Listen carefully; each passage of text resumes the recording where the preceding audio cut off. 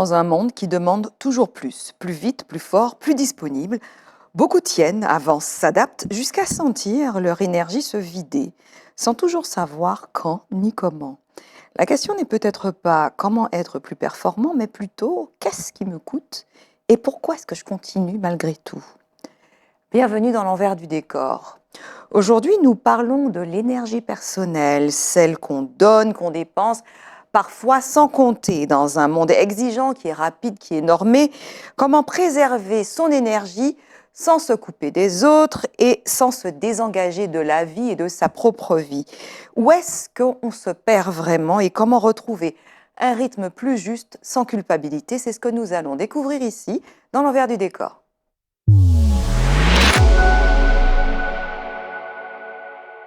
Quand on observe notre état de fatigue dans ce monde contemporain dans lequel on vit, on se rend compte qu'on est dans une sorte de fatigue d'alerte permanente. C'est-à-dire que ce n'est pas une fatigue qui se répare avec le repos, mais c'est une fatigue qui vient d'un état de stimulation continue où le corps et l'esprit restent en vigilance constante, même quand on s'arrête.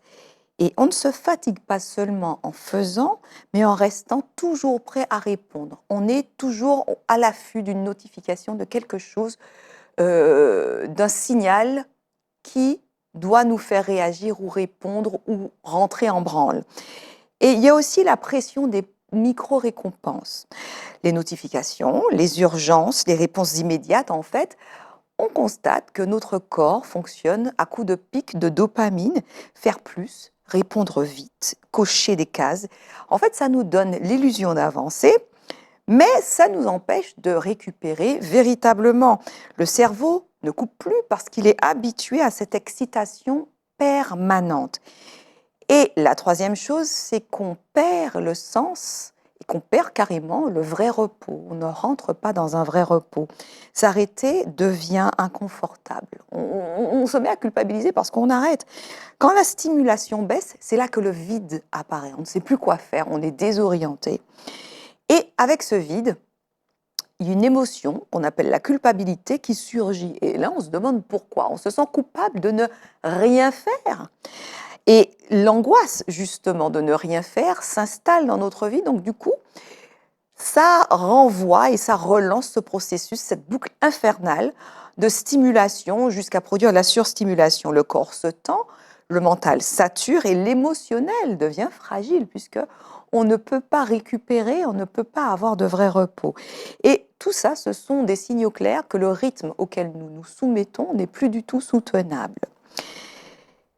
On va explorer maintenant ce qui épuise vraiment en 3 points. Là. Le premier, c'est la suradaptation comme source majeure d'épuisement. C'est-à-dire que l'épuisement ne vient pas seulement de la charge du travail ou du rythme effréné dans lequel on est, mais elle vient plutôt du fait que l'on s'ajuste en permanence. C'est-à-dire qu'on dit oui trop souvent, on se retient, on encaisse sans se reposer, on ne dépose jamais ce qu'on ressent. En fait, ça nous use profondément, émotionnellement, physiquement, mentalement, psychiquement, parce que ça demande un effort intérieur constant. C'est-à-dire qu'il n'y a pas de zone de repos entre les stimulations. Une stimulation plus forte que la précédente nous entraîne. Et entre les deux stimulations, il y a 0 temps de repos, il y a 0 temps de latence, il y a 0 tampon. La deuxième chose, c'est qu'il y a une confusion entre la valeur personnelle et l'endurance. On est fier parce qu'on souffre en fait. C'est à coup de « je souffre encore plus que toi, je suis encore plus endurant ou j'ai tenu encore plus longtemps que toi ». Et beaucoup de personnes finissent par mesurer leur valeur à leur capacité à tenir, à leur capacité à supporter, à leur capacité à ne pas flancher. Je vous rappelle qu'on n'est pas des chameaux, nous ne sommes pas des dromadaires non plus dans le désert. À un moment, ça suffit. Eux, ils sont physiologiquement adaptés pour ne pas boire pendant très longtemps et pour supporter de grosses chaleurs avec des poids importants. Nous, non. Nous ne sommes pas des chameaux, je vous le rappelle. Et du coup, se reposer ou poser une limite dans ces circonstances que l'on s'impose devient pour nous, à ce moment-là, un synonyme d'échec. Alors que cette logique, quand on l'adopte et quand on l'intègre, nous éloigne au fur et à mesure de nous-mêmes. Le troisième point, c'est qu'on s'acharne à porter ce qui ne nous appartient pas. Les attentes des autres, on les porte, surtout dans nos cultures, les urgences du système. Enfin, quiconque a des parents porte les attentes de ses parents à la base jusqu'à ce qu'ils s'en affranchissent. Ensuite, après le socle et le foyer et la famille, il y a aussi les urgences du système, le système social dans lequel on vit, le système de travail, le système de fonctionnement de notre société. On est soumis à ces pressions-là. Et du coup, on est soumis à cette peur de décevoir, cette peur de ne pas être à la hauteur. Et en portant ce qui ne relève pas de notre responsabilité, on s'éloigne au fur et à mesure de nos vrais besoins, de nos limites, jusqu'à ce qu'on soit totalement incapable de voir où on est, ni même de savoir qui on est. Et là, je vais vous formuler cette question à laquelle je voudrais que vous réfléchissiez. Et si le problème n'était pas tant le manque d'énergie, mais plutôt le fait de dépenser cette énergie là où elle ne nous nourrit pas et là où elle ne nourrit rien qui est essentiel véritablement pour nous. On se dit la vérité? C'est parti.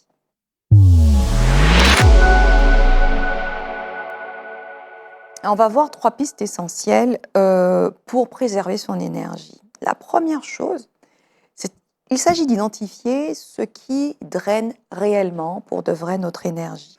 Il y a certaines situations, certaines relations ou certaines obligations qui n'épuisent pas tant par leur intensité ou ce qu'elles nous demandent de déployer comme énergie pour y répondre, mais elles nous épuisent parce qu'on est en conflit intérieur par rapport à elles. Elles provoquent en nous un conflit intérieur, c'est-à-dire que se forcer à être d'accord quand on n'est pas d'accord, rester là quand on n'a pas envie d'être là, rester là aussi quand on sent qu'il y a un décalage et aussi jouer un rôle qui ne correspond plus à qui on est, à ce qu'on vit, ça consomme énormément d'énergie. En fait, c'est ce qui consomme le plus d'énergie.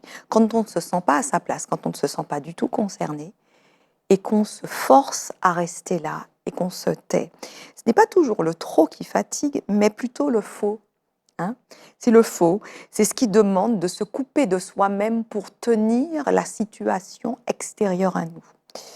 La deuxième chose, deuxième piste pour préserver son énergie, c'est de respecter son rythme. Chacun a son propre rythme. Mon rythme n'est pas le vôtre. Il y a des personnes qui sont beaucoup plus lentes que d'autres. On vit dans une société qui nous pousse à aller toujours plus vite, toujours plus loin. Et il y avait la 2G, ensuite la 3G, la 4G, la 5G, maintenant la 6G. Aller plus vite pour aller où en fait? Pour quoi faire? Sincèrement, il faut vraiment se poser ces questions. C'est-à-dire que ça veut dire aller plus vite pour enchaîner encore plus de choses et pour se perdre encore plus vite? Il faut se poser franchement les bonnes questions. Chacun a son tempo, comme je disais, chacun a sa capacité d'attention qui n'est pas la même que celle de l'autre. Et chacun a une capacité de récupération qui est aussi différente de celle de l'autre. Et on a tous une capacité d'engagement vis-à-vis des responsabilités, vis-à-vis des situations, vis-à-vis des personnes qui est totalement différente parce que nous ne sommes pas les mêmes, on n'a pas le même vécu, on n'a pas la même histoire, nous n'avons pas les mêmes expériences et nous ne ressentons pas les choses de la même façon. Et on voit qu'on est dans un monde qui nous impose un rythme unique. Un rythme qui est rapide, qui est continu et qui est sans pause. Quand on prend une pause, c'est qu'on est faible. Oh, excusez-moi. Et se forcer à suivre un rythme qui n'est pas le sien, crée chez nous une usure silencieuse. Notre corps encaisse, notre esprit se crispe. On est comme une feuille de papier mâché à l'intérieur. Fidji nous marée, c'est n'importe quoi. Et en fait, on n'éprouve plus de plaisir. Le plaisir disparaît parce qu'on se sent tout le temps obligé de. Notre corps est tendu comme un string, comme on dit vulgairement. Et en fait, respecter son rythme, ce n'est pas ralentir par faiblesse. Ce n'est pas ça, non, messieurs, dames. En fait, respecter son rythme, c'est reconnaître ce qui permet de rester présent, ce qui permet de rester disponible et ce qui permet surtout de rester vivant dans la durée. Parce qu'on ne veut pas mourir demain, on est d'accord. Enfin, pour ceux qui ne souffrent pas et qui n'ont pas... voilà. Notre but à tous, on va dire, dans la vie, c'est quand même d'avoir une chouette vie. Idéalement. Le problème, c'est qu'avec ce rythme-là, on se retrouve constamment en mode survie. Alors, est-ce que survivre, c'est vivre? Est-ce qu'on ne sait même plus ce que ça veut dire vivre parce qu'on est constamment dans un état de survie? C'est la question qu'il faut se poser. Et il est aussi impératif de redonner de la valeur au repos et au fait de poser des limites. S'arrêter, c'est pas renoncer. Poser une limite, c'est pas décevoir. En fait, c'est se respecter, nous. C'est peut-être décevoir les attentes d'une personne ou d'une situation qui est extérieure à nous, mais on vit pour soi, on vit pas pour les autres. On vit d'abord avec soi avant de vivre avec les autres. Hein. Le repos, c'est pas un luxe. Le repos, c'est pas une récompense, mais c'est une condition d'équilibre. Les limites, en fait, elles ne ferment pas la relation, elles ne l'excluent pas, elles ne la disqualifient pas, mais elles rendent justement possible cette relation. Et ce qu'elles permettent encore plus en la rendant possible, c'est qu'elles nous évitent de nous perdre dans cette relation, quelle qu'elle soit, que ce soit la relation à nos parents, que ce soit la relation à nos frères et sœurs, que ce soit dans notre relation de couple, dans la relation avec nos collègues, nos amis. Quand on pose des limites, les limites, c'est un moyen de ne pas se perdre dans une relation et de ne pas avoir toute son énergie drainée par les attentes des autres. Préserver son énergie, c'est accepter de dire non à certains rythmes qui nous sont imposés de l'extérieur, certaines attentes, et c'est pouvoir dire oui à ce qui compte vraiment. Et c'est aussi tenir sans s'épuiser. Sans s'épuiser. Je dis bien tenir sans s'épuiser.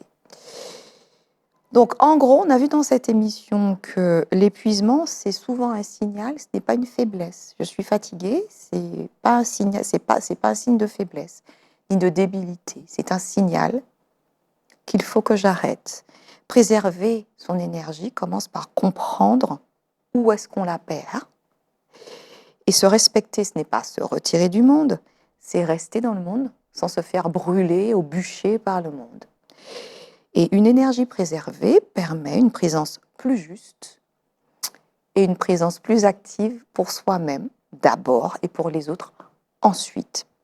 En gros, préserver son énergie, ce n'est pas vivre à moitié, ce n'est pas rester là comme un loloï sur un fauteuil à ne rien faire. C'est refuser de s'user pour tenir des rythmes et des attentes qui ne nous correspondent pas, qui ne correspondent pas à nos attentes, qui ne correspondent pas à notre physiologie et à notre façon de voir la vie, ni même à nos valeurs. Parce que ces rythmes ne respectent pas l'essentiel, et l'essentiel, avant toute chose, c'est nous. Ce n'est pas ceux qui sont autour de nous, ce n'est pas ceux qui nous ont donné la vie, c'est d'abord nous et ensuite les autres. Et si ces questions vous interpellent, si vous souhaitez creuser doucement, en douceur, je vous invite à aller explorer l'univers de Bicom et les ressources qui sont mises à votre disposition, www.bicom-devenez.com.